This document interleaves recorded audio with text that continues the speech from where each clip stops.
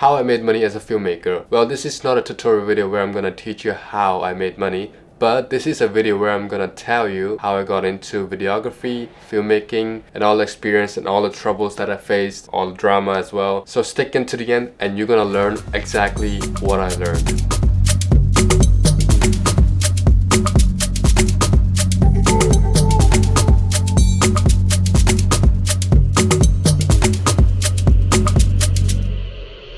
Alright, story time. It's all go back to May of 2022 where I was filming a YouTube video for myself where I was asking people, would you subscribe me for $1? Give you $1 if you subscribe to me. We were in the middle of the shoot and a DJ came across named Richie. And the door of opportunity just smashed open because he was looking for a videographer who can shoot content for him daily basis. What happened in the end that he offered me $150 Hong Kong dollar, which is like nothing here, to be honest. Like you can only get like 2 meals of McDonald's. I was like, sure, let's do it, because I think it was an idea where like I wanted to make money by just filming. So I kind of agreed to that price because I am not sure what is the real price of as a filmmaker. I didn't mind the price he offered. I went for it. So I made this first video for him and he paid me $150 right away after the shoot. And I was like, oh, I have $150. But after a few weeks later, I started to get more deals like gigs, DJI gig, and I was kind of like blown away. Damn, I'm gonna make a lot of money, because I thought, I don't need to work 9 to 5 jobs anymore, which I never really did. So I was like, because I'm still, right now I'm 20. Back then I was like probably 18. And I remember I was doing gigs after gigs and I was like, wow, this is crazy, because I never really imagined myself like making videos for others and all that stuff. And it was kind of cool and I liked it and the money was pretty good. Let's say I was making from nothing to approximately $12,000 Hong Kong dollar. 12,000 Hong Kong dollar would mean around approximately 1,000 USD per month by just making videos, and which is not everyday thing. It's just a weekend where I go out, shoot, come back home, edit and send it over. So that was the thing, that was it. And then it's more like a side hustle where I can also do other stuff, where I can also focus on making videos for other clients. But the truth is, I was never a videographer. Well, I had a good camera because I was doing parkour and I used to film myself, and the moment I had an opportunity to make videos for others, and I was so addicted to the money that I made, because I never made that much money by myself. All the money I had, it was from my parents. But then the moment I was making money by myself, I was like, shit, I'm never gonna work from 9 to 5 job. And I was like, I'm living my best life, because come on, it's good money, 12k Hong Kong dollar, or actually, but after that I actually made more, which is around 20 to 25k per month, and I was like living the best life.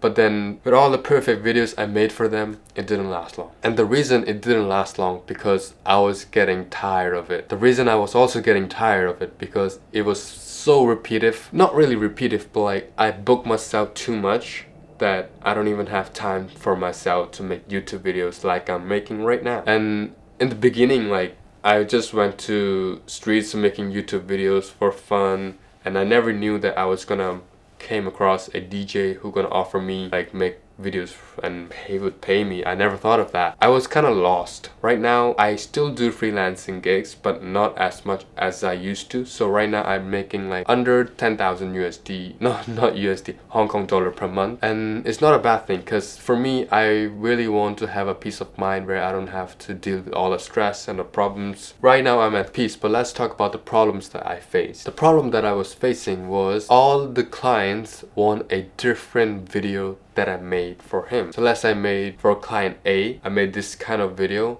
but the client B saw the video of client A and he would expect something more different and more special. Like they would want more better video. I'm like, there's the limit of like, there's no really limit, but then I need time to figure out how can I make better video when I'm already like a good videographer in the market. I was the most wanted videographer in the scene in LKF, which is Lam Kwai Fong. And then I just kind of like have to slow down because I was overbooking myself, making too much money. I just kind of realized that this is not gonna last long, so I had to reduce it down. So I just want to have more time for myself where my brain is not always using, you know what I mean, right? So yeah, that was the struggles and the problems I was facing, where all the clients want a different video. What I can do really was like make shittier video for A client and make better videos for B client. Whoever offers me the most money, I will make the better video for them as I can, which I did that. So some clients got mad if they didn't like the video, but hey, I did the job, pay me. And there are some clients who would never pay you as they said they would. Doesn't work out that well, like shitty clients. There's some good clients, so I keep the good clients in my palm and I'll just leave the bad client in trash. So anyway, but the thing is, I would have never began a videography or a YouTube channel if my ACL was not torn. Since it was torn, I was like, okay, I cannot do parkour for a while, so why not just do YouTube?